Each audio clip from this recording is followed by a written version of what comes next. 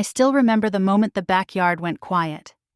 The grill was hissing, paper plates were stacked high, and my mother had just finished her speech about how proud she was that one of her daughters was finally free. Free from student loans, free from stress, free to start her real life. Everyone clapped. My sister smiled, holding her glass of iced tea like a trophy. Then my father laughed and said it. She deserved it more, honey. He didn't know I was standing just a few steps away. He didn't see my hands tighten around my cup. And he certainly didn't know that tucked neatly inside my purse was a folder that would change the way my family looked at me forever.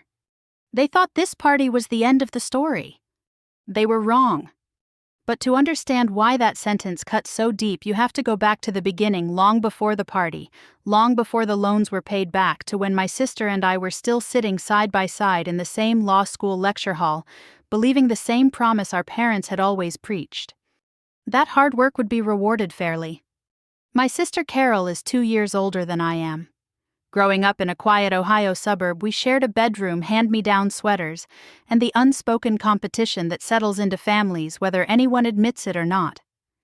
Carol was the organized one, the color-coded planner, the polite smile the daughter teachers praised at parent-teacher night. I was the stubborn one, the reader, the question asker, the kid who wanted to know why rules existed instead of just following them. Our parents liked to say they loved us equally, and I believe they believed it. When Carol announced she wanted to go to law school, my parents beamed. When I said the same thing a year later, they nodded, pleased but less surprised. Law school to them wasn't just an education. It was proof. Proof that they'd raised successful daughters. Proof that they'd done something right. We both took out student loans. Big ones. The kind that sit on your chest at night when the house is quiet and the future feels expensive. Our parents helped where they could. Christmas gifts turned into checks for books, written in the memo line, birthday dinners replaced with hugs and encouragement. Once you're both working, my dad said more than once, we'll see what we can do. It felt like a promise. Law school was hard in the way only people who've been there truly understand. Long nights, cold coffee, the constant sense that everyone else knew something you didn't. Carol and I leaned on each other through it all, shared notes, shared complaints, shared silence during finals week. When we graduated, we crossed the stage together. 2 daughters, same degree, same year, same mountain of debt. That was when the differences began to show. Carol took a job at a mid-sized firm through one of my father's old connections. I went another route, public sector work, at first lower pay, longer hours, but meaningful cases. I believed, maybe foolishly, that it would balance out in the long run. Carol talked openly about money, about how tight things were, about how unfair it felt to start adult life already behind. I kept quieter. I budgeted. I refinanced. I read everything I could about interest rates and repayment plans. I learned to live with less. My parents noticed Carol's stress more than mine, or maybe they just understood it better. She worries my mother would whisper to me after phone calls, "You've always been stronger." Strong. That word followed me like a shadow. A year after graduation, my parents invited us over for dinner. Nothing fancy, meatloaf, mashed potatoes, the kind of meal that meant something important was coming. They told Carol first. They were going to pay off her student loans. All of them. I remember the way Carol's hand flew to her mouth. The way my mother teared up as if she were the one being rescued. The way my father leaned back, satisfied, like a problem had been solved. I waited. I waited for them to say, "And yours too." They didn't. When I finally asked, carefully, quietly, my mother reached across the table and squeezed my hand. "Honey," she said, "you're different. You've always been more capable. Carol needs the help more." My father nodded. "She deserves it more," he added. "You'll be fine." That was the moment something shifted inside me. Not anger, not yet. Something colder, something steadier. I smiled. I said I understood. And I went home and cried in my car like a teenager who'd just learned that fairness was a story adults tell themselves. But here's the thing about being underestimated. People stop watching you. They don't see the long nights you keep going. They don't notice the skills you sharpen out of necessity. They don't imagine you planning anything beyond survival. So I kept going. I worked, I learned, I paid, slowly at first, then faster. I made choices Carol never had to make, and I didn't tell my parents a word. Because by the time they planned that backyard celebration, by the time they congratulated themselves on being generous and just, I had already prepared something they never expected. And it was waiting patiently in my purse. I didn't tell anyone how much that dinner hurt. Not my friends, not my coworkers, not even Carol. Instead, I folded the moment away like a legal document you hope you'll never need again but refuse to throw out. I told myself I was being practical, mature, that I was past the age of sibling jealousy. But the truth is, the betrayal didn't come with fireworks. It came quietly disguised as reason. In the weeks after my parents paid off Carol's loans, life went on as if something monumental hadn't just happened. Carol's phone calls sounded lighter. She laughed more. She talked about repainting her apartment, about maybe taking a vacation she'd put off forever. My parents sounded relieved, almost buoyant. "You should see how much better she's sleeping," my mother said one afternoon. That debt was weighing on her so heavily. I nodded into the phone, standing in my small kitchen, staring at a spreadsheet of my own loan balances taped to the refrigerator. They were still there, every dollar, every cent. When Carol invited me to coffee to celebrate, I went, I listened, I smiled. I told her I was happy for her, and I meant it at least partly. None of this was her fault. She hadn't asked to be chosen. Still, there was a new line between us, invisible but firm. "You're taking this well," she said at one point, stirring her latte. "I was worried you'd be upset." "I'm fine," I said, and again I believed it, or wanted to. What I didn't say was that being told you're stronger doesn't feel like a compliment when it comes with conditions. It feels like a verdict, like a decision has been made about how much you're allowed to need. I started noticing how often that logic had been used on me over the years. When Carol got help with her first car, when my parents co-signed her apartment lease without hesitation, when I figured things out on my own and was praised for not asking. "You're capable, you'll manage, you always do." That phrase became their justification, and eventually their blind spot. A few months later, I stopped by my parents' house to help my father with some paperwork. He'd always struggled with forms, especially anything involving taxes or insurance. It was the one area where my law degree suddenly made me useful in a way that felt transactional. As we sat at the dining room table, he mentioned Carol's loan payoff again almost casually. "We were lucky we could do that for her," he said. It felt like the right thing. I waited. He didn't add anything else. I cleared my throat. "Do you think you'll ever help me with mine?" He looked genuinely surprised, not offended, not defensive, just puzzled. "Well," he said slowly, "yours is different. You've got it under control, don't you?" I wanted to ask what control meant to him. Did it mean I wasn't panicking out loud? That I hadn't asked for help? That I hadn't given him the satisfaction of feeling needed? But instead I said, "Yes, I do." And just like that, the conversation moved on. That was the quiet betrayal. Not the money itself, but the assumption behind it. The idea that my silence meant abundance. That my resilience meant I didn't require care. I drove home that night feeling something settle into place. Not bitterness, resolution. If my parents believed I didn't need help, then I would make sure they were right, entirely, completely, beyond question. I took on more responsibility at work. I volunteered for cases no one else wanted, complex, time-consuming, the kind that taught you more than they paid. I learned the system from the inside out. I read about compound interest like it was enemy territory. I negotiated, I planned, I lived modestly, not as a sacrifice but as a strategy. Meanwhile, Carol's life moved ahead with the kind of ease that only comes when a burden has been lifted by someone else's hands. She bought new furniture. She talked about maybe starting a family. My parents helped her with a down payment, framing it as just a little boost. No one asked how I was doing. Not because they didn't care, but because they assumed they already knew. "You've always landed on your feet," my mother said once, smiling proudly. "That's one of your best qualities." I smiled back. The same practiced smile I'd perfected in courtrooms and conference rooms alike. Inside, something hardened. The real shift happened the day my mother forwarded me an email by mistake. It was addressed to Carol, filled with concern about her future, about how hard she'd worked, about how unfair the world could be to women trying to get ahead. Reading it felt like overhearing a conversation you were never meant to know existed. Not because it was cruel, but because it revealed where their worry lived. It wasn't with me. That night I opened a new folder on my computer. I labeled it simply, Planning. Inside it I started keeping records, loan statements, payment histories, legal notes. Not because I was plotting revenge, but because I was preparing for a moment I couldn't yet name. A moment when silence would no longer be enough. When Carol announced months later that our parents wanted to throw her a small celebration, nothing big, she said, just family.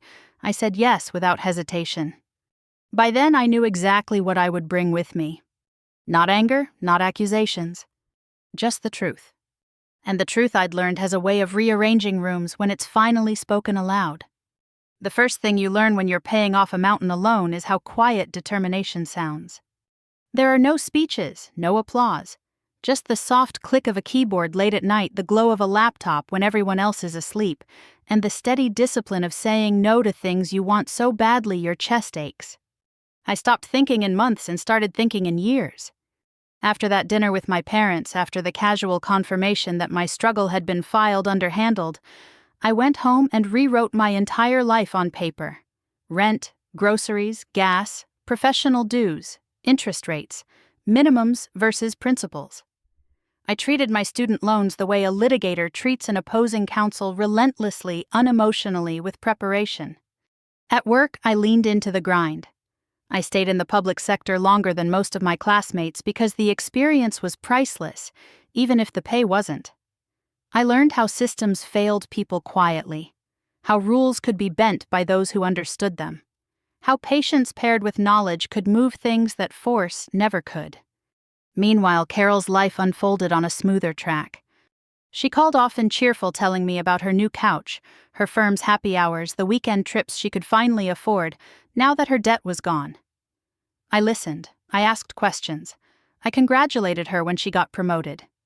What I didn't do was compare. Comparison, I learned, was a luxury for people who weren't in survival mode. Instead, I worked 2 additional consulting gigs on the side, nothing shady, nothing unethical. Contract reviews, compliance checks, quiet, boring work that paid well and demanded focus more than flair. I funneled every extra dollar toward my loans. I watched balances shrink the way farmers watch drought-cracked soil finally drink rain. My parents noticed I was busy. "You're working too hard," my mother said once. "You don't need to prove anything." I almost laughed. Prove, that word again. As if effort was always about performance. As if I wasn't simply doing what needed to be done. I didn't tell them about the side work, or the spreadsheets, or the fact that I'd stopped buying new clothes altogether.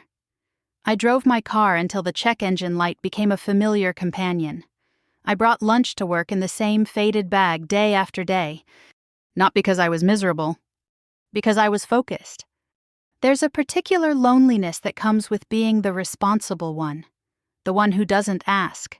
The one whose silence is mistaken for ease. Family gatherings became exercises in selective conversation. Carol would talk about her plans. My parents would nod, proud and involved. When they turned to me, it was with a gentle, distant curiosity. "And how's work?" "Busy, I'd say." That was enough. Over time, I realized something unsettling. My parents didn't actually know my life anymore. They knew the version of me they'd decided on years ago, the capable one, the low-risk investment, the daughter who didn't need rescuing. And because I never contradicted that narrative, it solidified. I paid off my first loan quietly. Then the second. Each payoff came with a small thrill that I celebrated alone, usually with takeout eaten over my laptop. I printed the confirmation emails and slipped them into the folder I kept hidden beneath old tax documents. Planning. Carol bought a house with help from my parents, a loan, they said, though no repayment terms were ever mentioned. I attended the housewarming with a bottle of wine and a smile that didn't reach my eyes. "You should do this too," my mother said, gesturing around the living room. "You deserve stability." I nodded. Stability meant something different to me now. The real turning point came the year my father ran into trouble with a property tax dispute.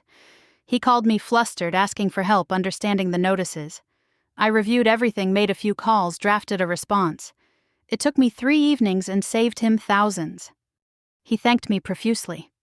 "You always know how to handle things," he said, admiration clear in his voice. And there it was again. That familiar mixture of pride and permission, pride in my competence, permission to keep overlooking my needs. That night after hanging up, I opened my laptop and ran the numbers again. I was closer than I'd ever been. If I stayed disciplined, if nothing went wrong, I could be free in less than a year. No one would help me celebrate. I already knew that. So I planned my own finish line. When Carol announced the debt-free celebration, my parents sounded euphoric. They talked about inviting extended family, about making it a symbol of hope, of good parenting, of success. Just a little party, my mother said. We want to mark the moment. I marked it too, in my own way. By then, my final loan balance was so small it felt unreal. I made the last payment 2 weeks before the party. I sat in my car afterward, engine off, hands on the steering wheel, letting the reality settle. I was free. No applause, no speech, no proud announcement. Just me. And a truth my family had never considered. That strength doesn't mean you don't feel pain. That silence doesn't mean you don't remember. And that sometimes the longest climb is invisible to the people standing at the top. I printed the final confirmation and placed it carefully in the folder. Then I closed it. Because the next time I opened it, it wouldn't be in private. The day of the celebration arrived warm and bright, the kind of early summer afternoon that makes everything look easier than it really is. My parents' backyard was already buzzing when I pulled up. Folding chairs lined the grass. A banner hung between 2 trees, handmade but cheerful. Congratulations, Carol, debt-free. The grill smoked. Laughter drifted through the open gate. It looked like a victory lap frozen in sunshine. I sat in my car for a moment before getting out. I checked my purse. The folder was there, thin now but heavy with meaning. I took a breath, smoothed my blouse, and stepped into the role everyone expected me to play. The supportive sister, the capable daughter, the one who was doing just fine. Carol spotted me first. She looked radiant, lighter somehow, like the weight she'd carried for years had finally been set down and forgotten. She hugged me tightly. "I'm so glad you came," she said. "I know this must be weird." "It's not," I replied. And that was true. It wasn't weird. It was clarifying. Family members drifted over with polite smiles and familiar questions. Work, weather, traffic. No one mentioned money to me. Money in this setting belonged to Carol's story. My parents were in their element. My mother fluttered from table to table, making sure everyone had a plate. My father stood near the grill holding court, retelling the story of Carol's perseverance like a well-rehearsed legend. "She worked so hard," he said more than once. "We just wanted to give her a clean start." Each time I felt the echo of that sentence land in my chest. Clean start. As if mine had been somehow dirtied by endurance. When it came time for speeches, my mother tapped her glass. The backyard slowly quieted. Carol stood beside her, smiling nervously. My mother spoke about sacrifice, about family, about how proud she was to see her daughter finally free from the burden of debt. She dabbed at her eyes. People applauded. Then my father stepped forward. He talked about values, about responsibility, about how some people needed help more than others. And Carol, he said, placing a hand on her shoulder, she deserved it more, honey. There it was again. That sentence. This time, I didn't flinch. I didn't look away. I watched the faces around me, nods of agreement, soft smiles, no malice intended. Just acceptance of a narrative that had been quietly written years ago. When the applause faded, my father looked at me. "Do you want to say something?" he asked, almost as an afterthought. There it was, the opening I hadn't asked for but had prepared for all the same. I felt every heartbeat as I stepped forward. The grill popped behind me. Someone's phone buzzed. Ordinary sounds in an extraordinary moment. "I wasn't planning to speak," I began. My voice was steady, surprising even me. "But since we're talking about milestones, I think it's worth sharing something." A few people shifted in their chairs. Carol looked at me, curious but calm. My parents smiled, expecting a compliment, a tribute. I reached into my purse and pulled out the folder. "I graduated law school the same year Carol did," I said. "I took on the same amount of debt, and I was told I didn't need help because I was strong enough to handle it on my own." My mother's smile tightened. My father frowned slightly, not yet understanding. "I want you all to know," I continued, "that 2 weeks ago I made my final student loan payment, every dollar, on my own." The backyard went silent. No gasps, no murmurs, just quiet. I didn't announce it, I said gently. There wasn't a party. But it mattered to me, because it taught me something. I opened the folder not to show off, but to be precise, the way lawyers are taught. I learned discipline. I learned patience. I learned how easily strength can be mistaken for not needing care. Carol's face changed then. Not defensiveness, not jealousy, something closer to recognition. I'm not angry, I said, meeting my parents' eyes, and I'm not here to take anything away from my sister. I'm proud of her. That part was important and true. But I don't want silence to keep standing in for truth. My father looked stunned. My mother looked pale. I've also been helping quietly when I could, I added, with paperwork, with legal issues, with things that didn't come with banners. I closed the folder. This isn't a confrontation, I said. It's a correction. No one spoke for a long moment. Then Carol did something unexpected. She stepped closer to me and took my hand. I didn't know, she said softly. I never asked. My parents finally found their voices. My mother's was unsteady. We thought, she began, then stopped. We thought you were okay. I replied. I am. But being okay doesn't mean being invisible. The party didn't end in applause, or shouting, or tears. It ended in conversation. Quiet ones, honest ones, the kind that don't make good stories unless you've lived long enough to know how rare they are. And for the first time in years, my family wasn't celebrating a debt being erased. They were sitting with a truth that couldn't be paid away. The backyard never quite went back to normal after that. People drifted into smaller groups, voices lowered, laughter replaced by thoughtful pauses. Paper plates sat half-finished on picnic tables. The banners still hung between the trees, but now it felt less like a declaration and more like a question. I stayed. That surprised my parents. I could have left, made my point, and disappeared, but this wasn't about escape. It was about standing where I had always stood, only this time without shrinking. Carol and I sat together on the back steps. Neither of us spoke for a while. Finally, she exhaled. I really didn't know, she said again. I should have asked. I looked at her profile, so familiar it almost hurt.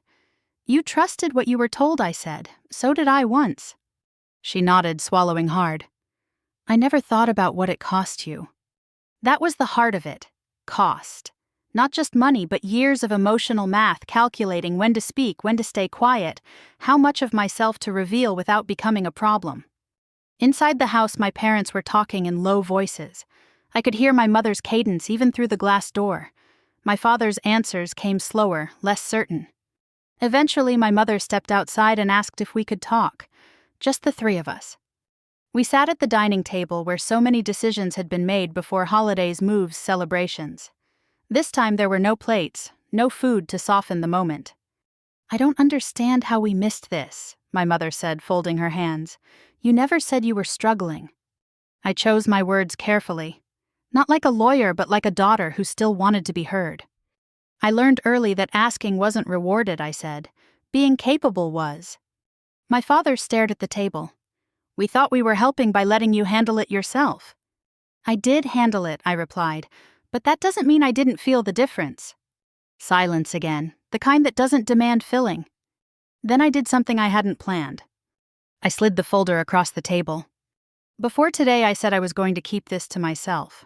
But maybe seeing it matters. My mother opened it slowly.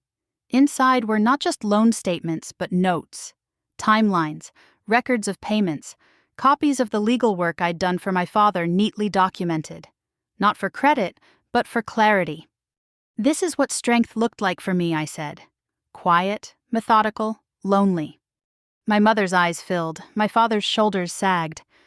We never meant for you to feel less valued, he said. I know, I replied, but intention doesn't erase impact. That was the surprise. Not that I'd paid my loans, not that I'd prepared receipts, but that I wasn't asking for reimbursement or apologies wrapped in checks. I was asking for acknowledgement. I don't want this to divide us, I said. I want it to change us. My mother reached for my hand. This time I didn't pull away. Outside, Carol waited. When we joined her, my father did something I'd never seen him do before. He apologized without explaining. I'm sorry, he said. We should have asked more. We should have listened. Carol wiped her eyes. "I don't want this to be something we don't talk about," she said. "I don't want to be the only one who got help." I smiled sadly. I don't want that either. The rest of the afternoon passed slowly. Conversations turned reflective. Stories were shared. Not just mine, others spoke about sacrifices they'd made quietly, about how families sometimes confuse silence for strength. When people finally began to leave, my parents hugged me differently. Not proudly, not possessively. Carefully. That night as I drove home, I realized something had shifted, not just in them, but in me. I hadn't won. I had been seen. And sometimes that's the only revenge that doesn't leave scars. The phone rang 3 days later. It was my father. Not the brisk, task-oriented call he usually made. Not a request, not a favor. This one came with a pause at the beginning, the kind that told me he'd been rehearsing. "Do you have time to come by?" he asked. "Your mother and we'd like to talk." I did.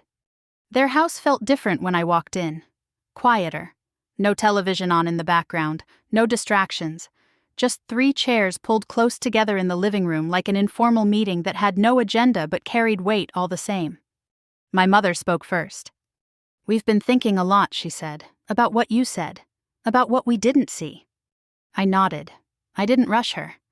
People our age, people over 60 especially, need time to say hard things in their own order. My father cleared his throat. "We thought we were being fair," he said. "We told ourselves that helping one child more was justified because the other was more capable. But listening back, it sounds like we were rewarding need and punishing strength." The word punishing hung in the air. "I don't think you meant to," I replied, "but that's how it landed."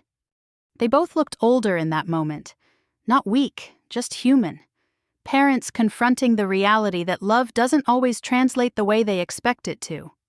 "We didn't ask how you were managing," my mother said. "We assumed, and we were wrong." That admission mattered more than any check ever could have. We talked for a long time. About the years I'd carried responsibility quietly. About the ways Carol had learned to ask for help while I'd learned to endure. About how families often mistake calm for comfort. My father surprised me by asking a question he'd never asked before. "Were you angry with us?" I considered it carefully. "I was hurt," I said. Anger came later. But it passed when I realized I didn't want revenge. I wanted understanding. He nodded slowly as if filing that away. Carol joined us partway through the conversation. She looked nervous but determined. "I need to say something," she said, turning to me. "I benefited from something that cost you, even if I didn't know it at the time." I watched her closely. There was no defensiveness in her voice, no guilt performed for comfort.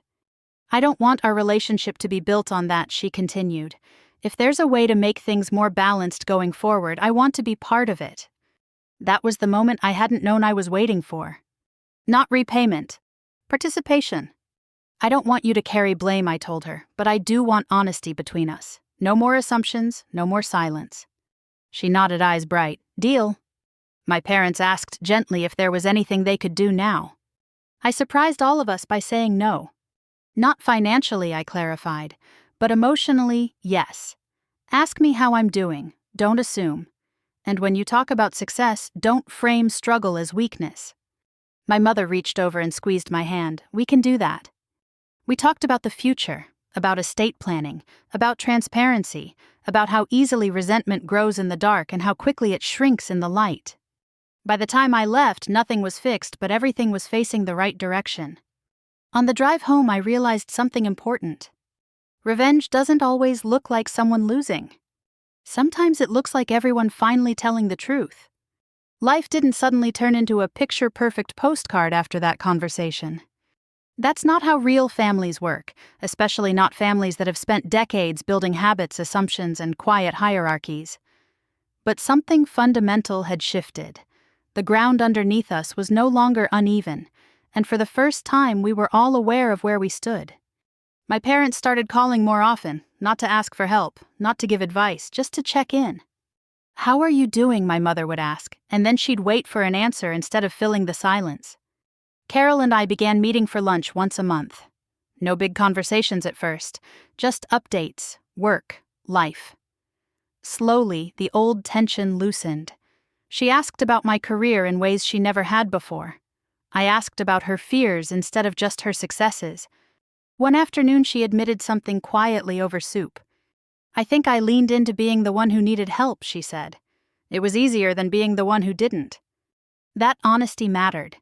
It reminded me that roles in families aren't just assigned, they're accepted sometimes without realizing the cost.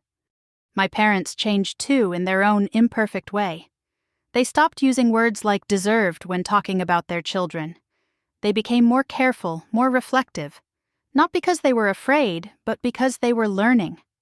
Months later, my father asked me to help them update their will. Not because he couldn't, because he wanted transparency. As we sat at the same dining table where so many unspoken decisions had once been made, he looked at me and said something I'll never forget. "You taught us something," he said. "Not by yelling, not by cutting us off, but by standing your ground without walking away." I didn't answer right away. My throat tightened. All those years of quiet effort of being strong because there was no alternative had finally landed somewhere meaningful. And that's when I understood the real lesson of the whole story. Fairness in families isn't about equal dollars, it's about equal dignity. Strength shouldn't disqualify you from care. Silence shouldn't erase your struggle. And real love, requires curiosity, not assumptions. I still keep that folder, though I no longer need it. The papers inside are outdated, now replaced by new chapters, new conversations. But I keep it as a reminder of who I became when no one was watching. Not bitter, not hardened, but grounded. If you're listening to this story and you recognize yourself in it, if you've been the quiet one, the capable one, the one who never asked, I hope you hear this clearly. Your strength is not your burden to carry alone, and it does not make you less worthy of care. Families can grow even late in life. Conversations can happen even after years of silence. And reconciliation doesn't erase the past, but it can reshape the future. If this story made you reflect on your own family, your own choices, or the roles you've carried quietly, take a moment. Share it with someone who might need it. Talk about it. Let it open a door. And if you'd like to hear more stories like this, stories about quiet resilience, hard truths, and the kind of justice that heals instead of burns, consider staying with us. Sometimes the most powerful revenge isn't getting even. It's growing whole.